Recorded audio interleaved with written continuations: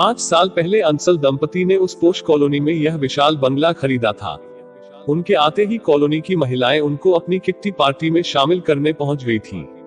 उस पहली मुलाकात में भी रागिनी ने विदा करते समय सबको एक एक आयातित सेंट की बोतल दी थी और साथ में यह भी कहा था, आप सब ने मुझे अपनी किट्टी पार्टी में शामिल कर जो एहसान किया है उसके बदले यह उपहार कुछ भी नहीं है। आयातित उपहार पाकर महिलाएं खुश होती थी, पर प्रेमा भगत कुछ ज्यादा ही खुश होती थी, जो रागिनी अंसल की अनुभवी आंखों से छिपा नहीं था। वह ताड़ गई थी कि इस औरत में विदेशी सामान के प्रति मोह कुछ ज्यादा ही है। इस तरह रागिनी अंसल ने 5 साल की किट्टी पार्टी की हर सदस्य को 6 उपहार दे डाले थे। सेंट, म्यूजिकल गुड़िया, nail polish, night cream, lipstick तथा एक शो पीस जिसका अजीब सा जिगजैग आकार था। इस शो पीस को सबने बड़े गर्व से अपने ड्राइंग रूम में सजा लिया था। उपहार देते हुए अक्सर रागिनी अंसल कहती, क्या करूं, इतना सब कुछ है पर भोगने वाला कोई नहीं। बस एक भतीजा है, वह भी विवाह नहीं करता। कोई लड़की उसे पसंद ही नहीं आती। परिवार बड़े तो कैसे बढ़े। जब से रागिनी ने अपने कुंवारे भतीजे के बारे में महिलाओं को बताया है, तब से प्रेमा भगत अपनी महिलाओं को बताया है। तब से प्रेमा भगत अपनी बेटी आंचल का उसके साथ विवाह करने का सपना देखने लगी, पर मन की बात नहीं कह पाती, क्योंकि करोड़ों में खेलने वाली रागिनी अंसल के सामने वह अपने आप को बौना समझती थी। यद्यपि रागिनी अंसल आंचल के रूपलावण्य पर मुग्ध थी, पर वह खुद आगे बढ़कर लड़की वालों से बात चलाना है समझती थी। इन सब से बेखबर आंचल अपनी दुनिया में व्यस्त थी। वह अपनी मां के एकदम विपरीत थी। इंजीनियरिंग करके वह बंगलौर की एक प्रतिष्ठित कंपनी में कार्यरत थी। उसे विदेश व विदेशी वस्तुएं तनिक भी नहीं लुभाती थी। सादा जीवन, उच्च विचार की सोच वाली आंचल के साथ की लड़कियों ने जहां बाल कटवाए हुए थे, वहीं वह अपने लंबे काले घने केशों को एक चोटी में बांधे रखती थी। प्रेमा भगत बेटी के इस तरह से रहने पर अक्सर खींच उठती, पता नहीं यह लड़की किस पर गई है। तनिक भी कपड़े पहनने का ढंग नहीं है। इसके साथ की सब लड़कियां इंजीनियर बनकर अपने सहयोगियों के साथ प्रेम विवाह कर विदेश चली गई, पर यह अभी तक यहीं बैठी हुई है। आंचल माँ की बातें सुनकर हंस देती। उस पर माँ की बड़बड़ का तनिक भी असर नहीं होता। इस बार की किट्टी पार्टी से लौटकर प्रेमा भगत ने ठान ली थी कि वह आज आंचल से बात करके ही रहेगी। जैसे ही बेटी घर आई, उसने रागिनी अंसल से मिली लिपस्टिक को दिखाते हुए पूछा, आंचल इसका शेड कैसा है? आयातित है, रागिनी अंसल ने दी है। आंचल ने लिपस्टिक बिना हाथ में लिए दूर से देखकर कहा, अच्छा शेड है माँ, आप पर खूब फबेगा। मैं अपनी नहीं ते बात कर रही हूँ। मैं तो लिपस्टिक नहीं लगाती। क्यों नहीं लगाती? कब तक ऐसे चलेगा? दूसरी लड़कियों की तरह तू क्यों नहीं ओढ़ती पहनती और अपनी मार्केट वैल्यू बढ़ाती? Market value? माँ, मैं क्या कोई बेचने की वस्तु हूँ? नाराज हो गई आंचल। मां बेटी की बातचीत को ध्यान से सुन रहे पिता स्थिति बिगड़ती देख पत्नी को झिड़कने वाले अंदाज में बोले, पढ़ी लिखी बेटी से कैसे बात करनी है? इसकी तुम्हें जरा भी तमीज नहीं। और फिर बेटी को दुलार कर दूसरे कमरे में ले गए। पिता ने रात के एकांत में प्रेमा से पूछा, क्यों, आंचल के लिए कोई लड़का ढूंढ रखा है क्या? ढूंढना क्या है, समझ लीजिए कि अपनी पकड़ के अंदर है। केवल आंचल को उसके अनुसार ढालना बाकी है। फिर अपने पति को रागिनी अंसल के अमेरिका प्रवासी भतीजे तथा उनके विशालकाय बंगले के बारे में बताकर बोली, रागिनी के न कोई आगे है न कोई पीछे, सब कुछ अपनी आंचल का होगा। ऐश करेगी वह अमेरिका में जाकर। भारतीय संस्कृति के परिवेश में डूबे बाप बेटी को विदेश में बसने के नाम से बड़ी कोफ्त होती थी। वैसे भी वह अपनी इकलौती बेटी को इतनी दूर भेजने के पक्ष में नहीं थे। बोले, कोई यहीं का लड़का ढूंढना चाहिए ताकि आंचल हमारी आंखों से ओझल न हो। 12 माह बाद रागिनी अंसल के यहाँ तीसरा चेहरा देखकर कॉलोनी के लोग चौंक उठे। एक नौजवान चोटियां बांधे अंसल दंपति के साथ कार में अक्सर दिखाई देता। पता लगा कि वही उनका भतीजा देव अंसल है। प्रेमा भगत उसे देखकर कुछ निराश हुई। बेटी आंचल को दिखाया तो वह बोली, इस अजीबोगरीब चुटियाधारी जानवर को मुझसे दूर ही रखो माँ, अन्यथा मैं इसे स्वयं खदेड़ दूंगी। माँ ने समझाया, बेटी, आदमी का रूप नहीं धन देखा जाता है। आंचल ने मुंह बिचकाया, पैसा तो मेरे पास भी बहुत है, पर आकर्षक व्यक्तित्व पसंद है। माँ बेटी को समझाने में लगी ही थी कि रागिनी अंसल का निमंत्रण आ गया। अपने भतीजे से परिचय कटाने के लिए सभी सपरिवार अगले दिन शाम पार्टी में आमंत्रित थे।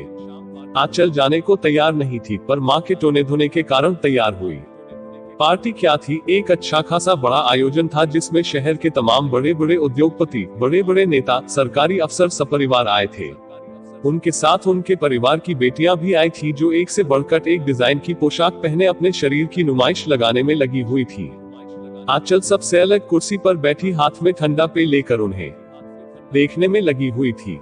अचानक देव अंसल ने आंचल के पास आकर हाथ बढ़ाते हुए विनम्रता के साथ डांस के लिए आग्रह किया तो आंचल ने बेहद शालीनता से मना कर दिया। तभी प्रेमा भगत दंडनाती हुई आई और बोली, यह आंचल है, मेरी बेटी। पसंद आई तुम्हें? उसके इस बेतुके सवाल पर देव चौंक पड़ा और आंचल नाराज होकर पिता के साथ घर चली आए। अगले दिन अंसल दंपति के घर लड़कियों के माता पिता की ओर से देव के लिए विवाह प्रस्तावों की झड़ी लग गई। रागिनी अंसल के जोर देकर पूछने पर देव बोला, मुझे आंचल पसंद है। चौंक गई रागिनी, क्योंकि भगत दंपति की ओर से कोई प्रस्ताव नहीं आया था। एक सप्ताह के बाद रागिनी अंसल को भतीजे के लिए झुकना पड़ा। उन्होंने प्रेमा भगत को फोन लगाया और बोली, आपने मेरे भतीजे को देखकर अभी तक अपनी कोई टाई नहीं दी। उद्धरण चिन्ह। क्यों नहीं रागिनी जी, मैंने आपके भतीजे को देखा और पसंद भी किया, पर आपको क्या बताऊं। कहते कहते प्रेमा रुक गई। नहीं, आपको बात तो बतानी ही पड़ेगी। श्रीमती अंसल की रौबीली आवाज सुनकर प्रेमा भगत का मुख अपने आप खुल गया और वह बोल पड़ी, आंचल को देव की चुटिया पसंद नहीं है। आंचल की नापसंदगी सुनकर रागिनी को धक्का सा लगा और उन्होंने आहत होकर फोन रख दिया। यह पता चलते ही देव अंसल ने आम भारतीय युवाओं की तरह तुरंत बाल कटवा लिए और पहुंच गया आंचल के ऑफिस। देव को इस नए रूप में सामने खड़ा देखकर आंचल चौंक उठी। देव बड़ी विनम्रता के साथ आंचल से बोला, मिस, क्या आज शाम ऑफिस के बाद आप मेरे साथ एक कप चाय पीना पसंद करेगी? उसके निमंत्रण में एक अनोखी आतुरता का भाव देखकर आंचल मना नहीं कर सकी। इस पहली मुलाकात के बाद तो दोनों की शामें एक साथ गुजरने लगी। दोनों के ही घर वाले देव व आंचल की मुलाकातों से अनजान थे, पर बाहर वालों की नजरों से कब तक बचे रहते, खासकर तब जब मामला अंसल परिवार से जुड़ा हो। दोनों के घर वालों को जब उनके आपस में मिलने की जानकारी हुई तो भगत से जुड़ा हो। दोनों के घर वालों को जब उनके आपस में मिलने की जानकारी हुई तो भगत परिवार बेहद खुश हुआ, पर रागिनी अंसल के पैरों तले धरती खिसक गई।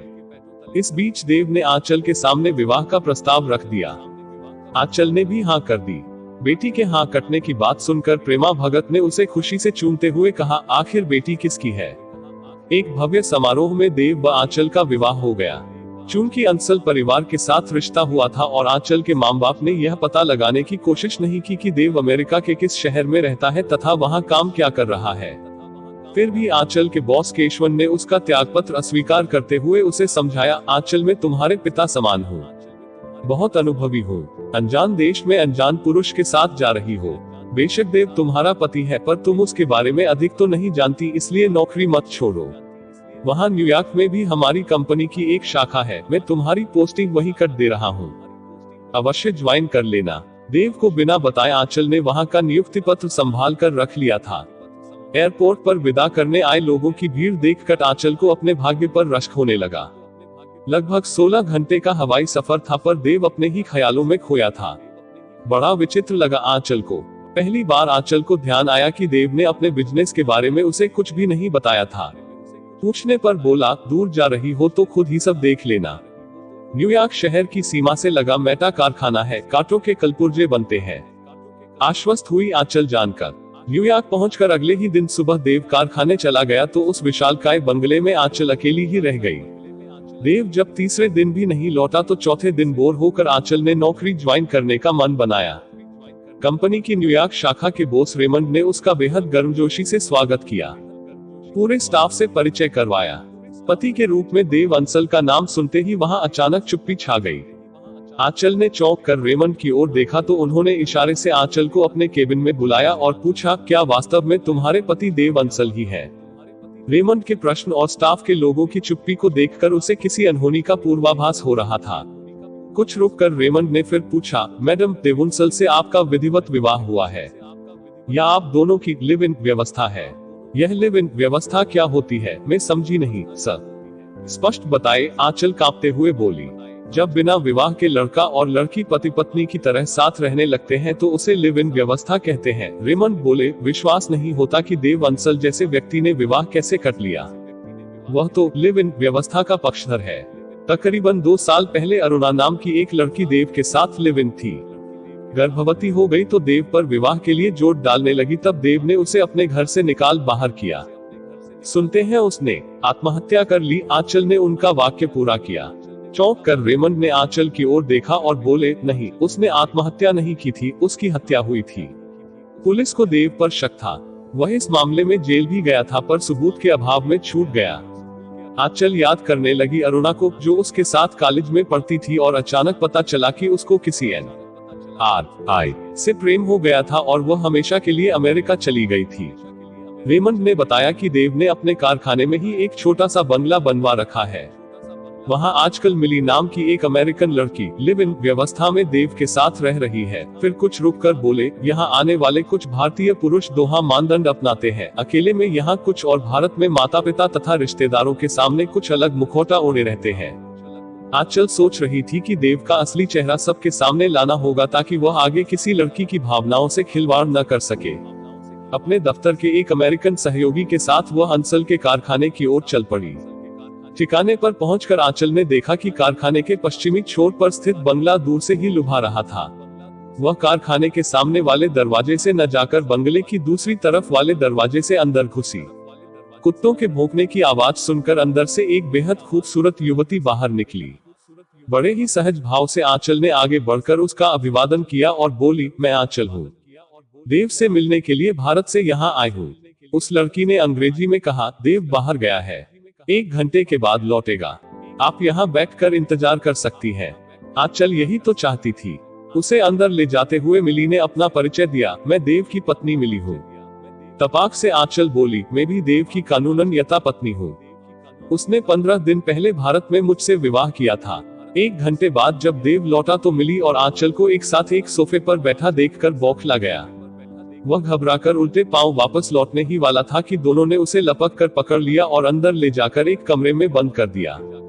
इसके बाद आंचल और मिली ने फोन कर पुलिस को बुलाया और देव को धोखा देकर विवाह करने के अपराध में पुलिस के हवाले कर दिया। यही नहीं, दोनों ने मिलकर अरुणा की संदेहास्पद मौत की फाइल को दोबारा खुलवा दिया। बेटी आंचल को सही सलामत वापस पाकर प्रेमा भगत एक अलग ही सुकून महसूस कर रही थी। रागिनी अंसल ने किट्टी ग्रुप से हमेशा के लिए अपना नाता तोड़ लिया तथा उनकी भव्य पार्टी में अपनी अपनी बेटियों को सजा कर लाए माता पिता एक दूसरे से यही कह रहे थे, अच्छा हुआ जो हम बाल बाल बच गए।